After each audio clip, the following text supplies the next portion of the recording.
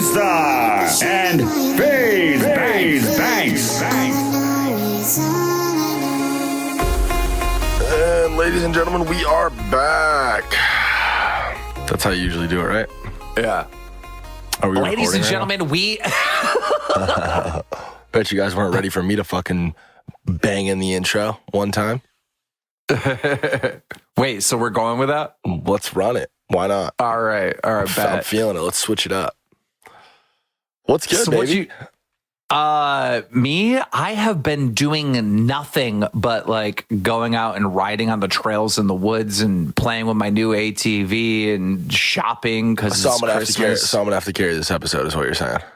Yeah, I mean, you don't got much going on in your life recently, do you?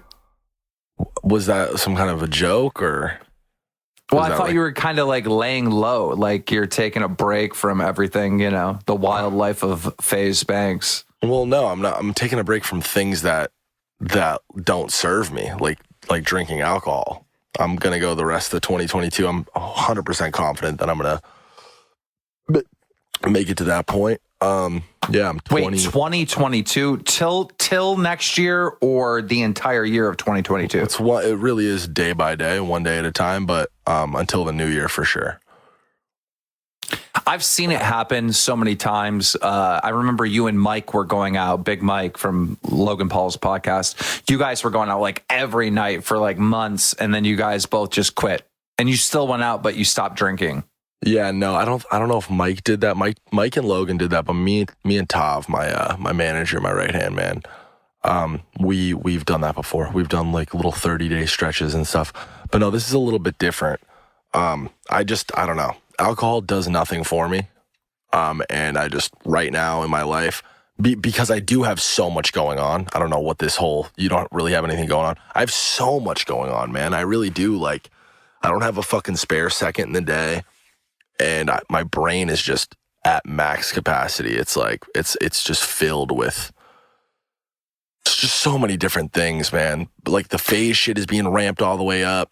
This NFT, Web3, crypto, metaverse world that I've fully dived into is ramping all the way up. It's like, I want to do myself justice because I'm positioned well in that space. And I want to I just want to know I want to learn as much as possible, and I want to continue to just do what I'm doing, and fucking just other personal shit, relationship shit. I'm seeing my girl again, my ex-girlfriend. Really? That's going good. And we're just fucking, I'm finding myself doing things that I wasn't normally doing. You know what I mean? Like my idea of a relationship, my idea of like having a chick is like when it comes time to like go out and do fun shit with other people, it's what's the cracking party of the night, where's everyone going? Where's everyone getting dinner tonight? Just fucking 100 people going to catch tonight and getting drunk. Let's start there. And then let's move to whatever, a club and then an after party. And it's this person's birthday. And that's the way that I've operated for the last few years in LA. And now, I'm doing more wholesome shit. Playing Quiplash with like 6 good friends and like getting lunch and shit during the day and just trying to work all that shit. And I'm trying to like kind of rework my idea of life, to be honest. It sounds not to sound like cliche or like deep or anything, but yeah. I know I experienced this, and I think everyone usually goes through this, like, from the time you're like 18 till 25, like your idea of fun is going out and getting wasted with your friends or drinking or, everyone hangs out and smokes, right? Like it's some type of drinking or smoking or something, right? And then you get to that point where that becomes kind of boring and you're like, what can we do for fun? Almost a job too, in a sense. Like it sounds silly and like dumb. It's kind of an eye roller to say that out loud, but it's like, it's just anytime you find yourself in life just going through the motions and you pause from time to time, you're like, what the fuck am I even doing? Like, am I even having fun anymore? Or do I am I tricking myself into thinking I'm having fun because this is where everyone else in the world wants to be? Well, I got to be honest, like going to the mall is cool, but like going to the mall drunk is way better. Going to the movies is cool, but going to the movies drunk is way better. But is it though, right? Is it? Like eating a salad is good, but eating a cheeseburger is better. But is it better? Better in what way? It tastes better in the moment, short-term, gratification and short-term solution. Yeah, it's better. But in the long term, like that shit, it's just not it. It's really not it. And when you get to be my age, it's only better until it's not. You know what I mean? A drunk person at a mall is more liable to steal some shit and go to jail, or fucking get into a fight, or fucking fall into the fountain and bust his fucking head open. You know what I mean? That's kind of the realization I've come to, and I probably should have came to this a long time ago. I've had multiple instances where I'm like, yo, what the fuck? Like, I fucking found myself in a sticky situation, like with the hotel room in Vegas and just a bunch of other shit. But in New York, I told a story on the last podcast about my teeth getting fucked up. Like, how is that possible? That never in a million years would have happened to me sober. And the drunk thing is starting to fuck with my relationships with family, friends, people that I actually give a fuck about. And for what? To go out and hang out with and be around a bunch of people I kind of half care about, maybe care about. You know what I mean? It's not adding up. And as crazy and wild and fucking all over the places I can be, I do have that like logical brain, just if it makes sense, it makes sense. And I'm opinionated, and I don't hide from like who I actually am and how I actually feel, but at the same time I want to make like conscious, like good, well-rounded decisions, I think the problem that I'm having recently, like especially in the last couple of years, is like I can't find fun anymore. It's really hard to find fun. Like if you think about it, like when you're a kid, like you can't wait until you get your driver's license. As soon as you get your driver's license, the entire world is open to you, and you're doing different stuff. You're camping with friends. You're going, I don't know, bowling or shooting pool. You're like doing all this crazy stuff that is so much fun on your own. You're independent. And then, when you get older and you get a job and you have money in the bank, now you have like financial stuff available to you where you can buy whatever, or, you can go on some type of vacation or some trip or whatever. I have done all that stuff to the point where I'm just like, I don't know what to do. That's like a new experience for me. That would be fun. Well, what I've always found fun, I think you're right. And I think the point you're getting to is like things that are new to you are fresh and they're fun, naturally more fun. Your brain is being stimulated in different ways that it's never been before, and that's fucking linked to fun and exciting, right? It's new, fresh. And that's what I think it is. I think it's just like, what's next? What's new? What's forward? Like you turn 16, now you have your license, but now you're 30 years old. You've had your license for fucking 14 years. It doesn't really mean, it obviously doesn't mean as much. I don't know. That's the thing, right? Like I'm 30. I've never really taken my health super serious, which is something that I know a lot of people get into and have fun with and, preoccupy their time with and get excited about. And I think there's probably no better time than, right after my 30th birthday to start thinking about taking better care of my body. There's the family thing, right? Like you've done that. You've done the kid and the fucking wife and the house and all that shit. I've never really had that, obviously. Not a wife, but yeah. But pretty much though, you had the family. You've done the family thing. I feel like there's probably a lot of exciting aspects to that. I mean, oh my God. Like, I'm just thinking back of like, when my daughter was like little and all those new experiences, like, but this is exactly what I'm saying is like, there's what's new. And I think this ties into my retirement coming up in March of next year. It's like Drama Alert. I feel like I've pushed this thing as far as it can go with just me, Yeah. And it's time for like a team, an actual real team to come in and take this to the next level. And for me, I've done every aspect of it. I've found the news. I investigated the story. I've done the interviews. I've done the editing, on all the Drama Alerts, really. I've done, everything that made the thumbnails. Like I've done every aspect of my company, Drummler, there is, So for me, it's like, I need something new. And I told you on last podcast, which we had to cut out, that me and Fusi have a huge project. I'm excited about that. Yeah. Are you having fun working on it? Oh, absolutely. Yeah, well, absolutely. That's the thing. Yeah. That's like me with the NFT crypto shit. It's new, it's brand new, and it's only going to get bigger. And that part of it adds to the excitement, adds to the fun. It's about what's next. It's about what's new. Like you should always, not to get like super cliche about it, but it's all about growth and fucking, just. There's something that I learned about myself recently, which is so true, that I need to like really focus on, is I'm a community person, right? You are. You definitely are. I'm the type of person that like looks at like a huge community, like, the YouTubers and influencers.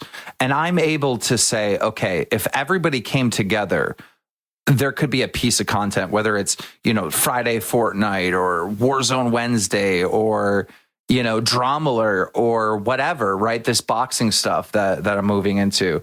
That is something that I'm good at, bringing people together, bringing influencers together and producing a piece of content. And I really need to focus on that because that's really where my expertise are. Yeah, I mean, you've played a heavy role in the boxing stuff. Another thing I want to get into is like serving other people too. And I feel like I've always been like, clearly, like that's always been a part of that's been a part of my whole story, right from the jump with the phase shit and like helping people like build out careers on social media and YouTube and and artists and brands and stuff like that. I've always liked to do that. But like, I don't know, just being more conscious of like, I think a lot of where depression and like anxiety comes from is being in your own head and just like looking at things from strictly your own perspective, the first person. Yeah. Whereas if you like look outward and you kind of really come to the realization that, dude, there's 7 billion people on the planet. It's not all about you, and most people on Earth, and especially the higher and higher you go, that's the whole ego thing. And that's where all that shit comes into play. Like the better and better it's hard not to be a narcissist when everyone tells you you're fucking great all the time and you've made so much money and you've taken care of your family. Like what the dream is, you've done it, right? So now it's like, it's natural for over years of doing that and having your life be that way. It's natural for you to really only think about yourself, not yourself in like the sense of like, there's one piece of pizza left on the plate. I want it. It's mine. Or like, I want to look good today. I want to wear the best clothes. That's not what I'm talking about. I'm just talking about in the sense of like how you prioritize things, what you're considering every day, like in like what you're doing, because most of my fucking day is, what am I doing today?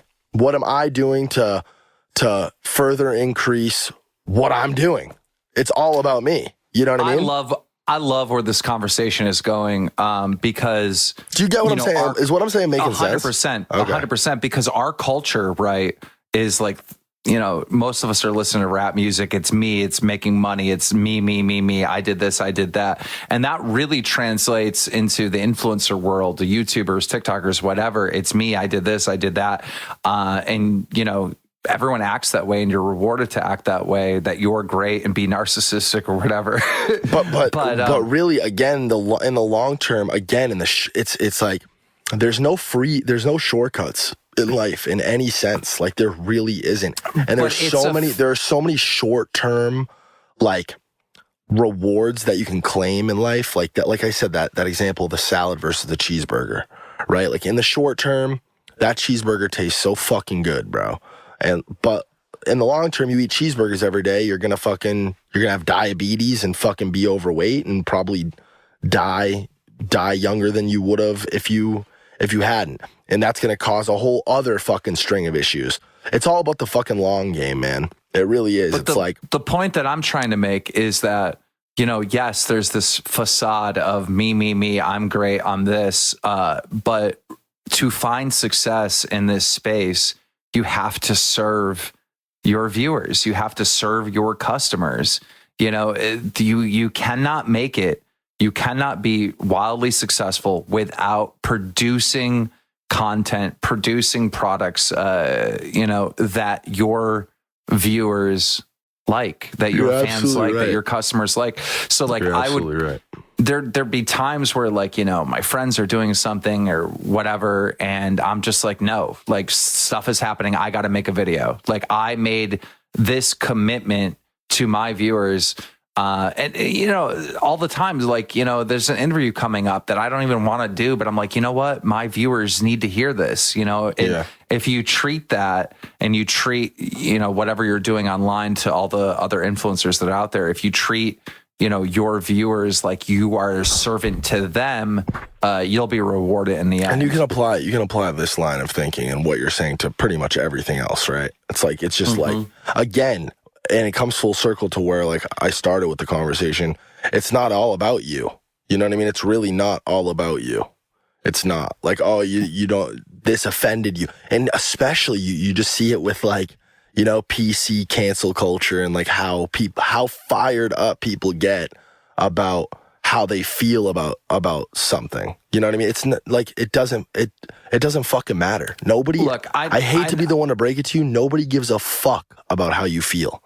And the only way that you're gonna feel better is serving other people and looking outward. And whether you have a fucking giant community like Drama Alert does, or you're just a part of your own community in your own neighborhood. You know what I mean? Fucking cut the grass, rake the leaves.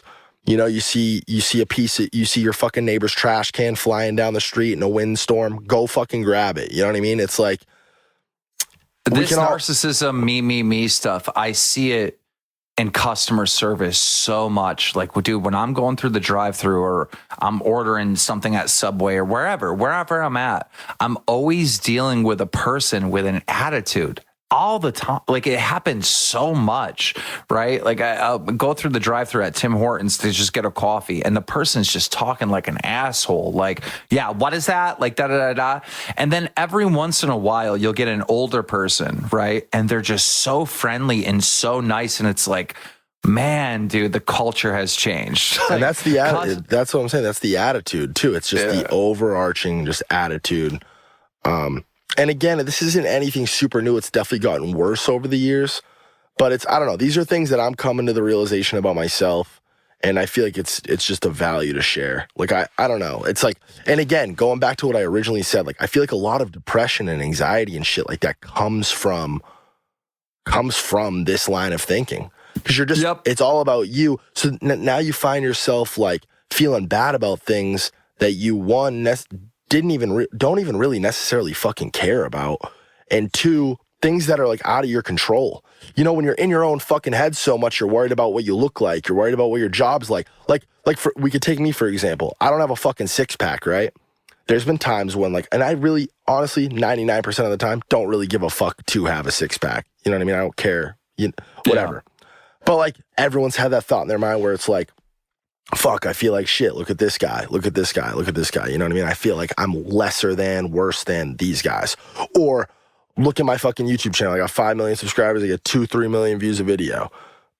But look at fucking Mr. Beast. You know what I mean? And you're just like, how? I don't know. We talked about this on the last episode. Like, it's insane to me that at this point in my life, and this is really where the drinking, where I'm like, it's not even just the substance. It's not the alcohol. It really isn't. It's definitely a me thing, but I'm using this alcohol thing as kind of like a starting point, like a reset and just a way to change my line of thinking, because it just doesn't make sense. I should be so fucking happy right now. I should be having the most fun ever. I should be so excited for life. And the fact that I'm not, I have been a lot better lately. A lot better, just because I'm doing this conscious, I'm making these conscious efforts and having these conversations with myself. And it's I don't know. I feel like I'm rambling now, but no, I mean, look, I'm telling you, for those of you that work in customer service, I get it, right? You don't want to be there. They screwed you on hours. They have you working days you don't want to work, whatever, right? And so you're taking all that negative energy to work. Bro, I'm telling you, if you were just nice to everyone, over the top nice, and you really treat it like, you know, the customer, like you want to serve them and make their day or whatever, your day and you would feel better. Dude, I've said it before. It's like Christmas. It's like Christmas. Dude, at Christmas time, it makes you more happy to give somebody an awesome gift than it is to receive one. For me, anyways. 100%. It always is. And everyone's just so nice. I have a Christmas tree tattooed behind my ear. I can't remember if it's the right or the left one. But you remember when I was going crazy? That's what I was tweeting out every day. I said every day's Christmas. Yeah. And my line of thinking is like, imagine every day was Christmas. Imagine every day everyone acted like they do on Christmas. If you're an asshole on Christmas, you're a fucking asshole. You know what I mean? Like, that's a rare sighting. It's almost like it's opposite day on Christmas, where like, rather than everybody being an asshole and you occasionally encountering somebody who's like super overly nice, because you know that's a rare. When you're just in your day to day, you encounter somebody who just does something for you, or makes a nice comment, or gives you an extra hard smile, or like, you know, just makes you fucking feel great in the moment. Somebody that you don't even necessarily know. It's like, damn, that person's fucking awesome. That was awesome. You know, and that sticks with you for the rest of your day.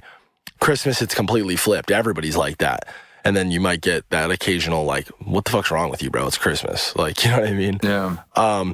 But that's kind of, that's, I don't know. That's the people line. People ask me, like, all the time. They're like, how come you never how do you deal with all the hate? Like, how do you deal with all the, because I'm constantly fighting people and whatever. I'm in drama, right? How do you deal with that? You can show me why I'm here. You can find me in the heart of the city. You can find me in the heart of the city. Sometimes if I'm down, I'll do a giveaway. I'll just give away $500 on Twitter because it just makes me feel better. It just equals out whatever, you know, negative stuff that I'm thinking or whatever going through. It just makes me feel good. We sound so preachy right now, but it's really so true. And it's important to have conversations like this because you need to remind yourself that these are facts. These are the just laws of fucking. Well, I would imagine that most of our viewers are, you know, somewhere around the age of like 20, 21, like in there on average. Some are younger, some are older. But at that stage in your life, 21. At that stage of your life, 18 to 21, you don't understand this. You don't get this concept that we're talking about. It's not until you're like older, you know. But no, you can try though. You can try. There are some people who do get it. I want to go back to your example of like people maybe who work in fast food or customer service, something like that, right? It's like, I'm telling you, even in my prime, I guess I'll call it. And we've talked about this before, bro. Being nice and just a genuinely like kind person to everyone, like people you don't know, people you just met. It shouldn't matter their status or what they have, whatever. Just being nice, making an effort to just be nice to everyone you meet, giving people the benefit of the doubt. It is so slept on. I think it's the most slept on thing in fucking 2021. You have all these fucking people who preach like equality and fucking be a good person, but they're not nice people, which makes no fucking sense to me. It's like, try being nice and you might, you might be a little bit happier. You'll definitely be a little bit happier. And it goes back to what you said. It's never served me in a negative way. Like it's never a bad idea to make it can never be bad to make another friend, you know? It can always be things can always end up worse making another enemy. You know what I mean? Who the fuck wants enemies? More enemies. The only problem with making friends and letting new people in your circle, like on a friend level, right? I don't mean like a deep, like super friend. I just mean being polite and being like, you know, acquainted and being like. If you do find success, you'll realize, dude, there's so many vultures out there that just want to know you. That's 100%. The worst. It's like But, like- constantly, because you don't know, right? Like, you have to like really, really pay attention to each individual person and try to figure out their motives and what they're trying to do or whatever. And it's exhausting because so many people are just trying to use you. There are opportunities hidden in being nice too, and just being like, just coming correct and just doing your best at whatever you're doing. Like the PA I just hired, my new personal assistant. His name's Ryan. I was somehow in communication with him when I put out. Remember when I put out that Instagram story, like looking for somebody to hire, yada yada yada. He sent me. I got a fucking crazy amount of responses to that. Somebody linked me a video that this kid made. He's talking about how he's worked with Jake Paul, Logan Paul, this and that. He's done a bunch of different things. He's just hustling. He's just finding his way. Whatever. I really liked the video. I got in contact with him, got his phone number. Lives in Florida. So it was kind of one of those situations where it was like, it just got put on the back burner. It's like, you know, in a position like a PA, you need to make sure, you know, you need to have some kind of trial run, you know, and it's like, you're in Florida. It's like, it's a lot. So I tried out a couple other people in between him and they didn't work out. And then he came here for that CryptoPunk thing. You saw those kids brought that giant CryptoPunk for me on my birthday? Yeah. They drove it across the country. This kid's the one who drove it across the country. They came to LA on my birthday with no connection or contact to me. Ryan, you know, I have fucking 1,800 unread text messages. Like, at this point, I'm probably just done responding or even recognizing Ryan's name when it pops up on my phone. It's fucked up, but it just is what it is, right? So you can't get in contact with me. And this kid finesses and goes and finds Tav and gets in contact with Tav, like pops up on Tav in person. And he's like, yo, we got this really sick gift for Banks. We just drove it across the country, whatever. Brings it to me, sets it up in my backyard. And that's just the finesse you need. You know what I mean? Like, that's the hustle, that's the finesse, that's the work ethic. Boom. And then this kid was just like, nice kid, you know? And just on the fucking fly, like, I'm like, all right, yeah, let's try you out. Tav, connect with him, throw him in the FaZe ecosystem, whatever. Let's try to get this kid hired. He's now been working for me for like a month. And he's fucking great. And not to mention, like, I'm doing all this NFT crypto shit, and this kid's just hopping on everything that I'm doing because he's with me every day. And he's making fucking a shit ton of money. He just put in like $10,000 into this Wolf Game project, and he's up like 40 bands. You know what I'm saying? That's amazing. And this kid's life is just changing at a rapid pace, and he's loving the job, and like everything's great. And it all came from just like him just being better for other people. And for our viewers, you know, we talked about this a couple podcasts ago where that creepy guy like cornered Logan Paul and was just like basically crying. Yeah, that is what not chance. to do. Oh, I love that you're saying this. Not to do. I don't mean to cut you off. Finish what you're saying, but I have a huge point to tack on to what you're saying. Yeah. So just at the end of the day, like, that guy is a beggar. You know, there's no difference between that guy that cornered Logan Paul and, you know, somebody that's, you know, homeless asking for change for food. It's his attitude, right? But it's not even. But it's also the same as that employee or that customer service worker that you're talking about who just has a terrible attitude. It's the same. It's the same as the people on Twitter. It's the same people. It's the same as people on Twitter who are bitching about their feelings rather than actually doing something. You can boil it down to words versus action. Yes, right? yes. That kid Absolutely. with Logan Paul was just words and tears and give me a chance. And, you know, I'm a charity case. He presented himself like a charity case. And you got it. His assistant came and served his master, brought him a giant, and you know what I mean? There's a difference. And didn't even ask me. It was my idea. It was my conscious decision. So the motherfuckers listening to this who work at Panera, right? Next time you're fucking sitting at the cash register, try to be a little bit nicer. You'll probably get more tips. You might fucking catch a conversation with a guy who owns a law firm down the street. You're in law school. Just so happens to be you're in law school. He gives you a fucking summer internship. Next thing you know, you're on fast track to doing what you want to do. All because your attitude's better. You know what I mean? And then you show up. Or when someone says something like that to you, you take note of it. This is, again, it goes back to when I first moved in with Tommy Temper, FaZe Temper. Shout out to Tommy, best fucking friend, brother. Love this man. Guy I essentially started FaZe with, moved in with him when I was 22 years old. I've told this story too, but it's just relevant right now, so I'm going to tell it again. I moved in, And I came from nothing, bro. Like I like what I moved into was was what I thought would be my peak in life. I moved in, we had this sick 2-bedroom, like penthouse type vibe in Haverhill, Massachusetts. We had granite countertops. I had my own bathroom connected to my fucking room. It was fucking awesome. It was sick. And I'm like, yo, this is amazing. We started going to gaming events, flying around. We started making vlogs. It was the best part of my life easily. And I found myself on track to really making my dreams come true and doing what I did, doing what I wanted to do. And the way I wanted to position myself was to serve Tommy. Tommy just gave me this incredible opportunity, right? So it's like, this kid, I'm living in this place for free. Like, what can I do to make sure that I'm irreplaceable and just show up and just get it done to the point where, like, this fucking dude just wants to roll with me for the rest of it, and we can build this fucking thing together. And that was my attitude. You know what I mean? Rather than like offer how many times, Keem, you're setting up a new project or a company or you're hiring somebody, and immediately these motherfuckers just want more and more and more and are bitching immediately. Yep. It's like, bro, what? Like, it's just, that's not the move, bro. It's not the fucking move. Dude, well, I'm trying to find a new host for Drama Alert, right?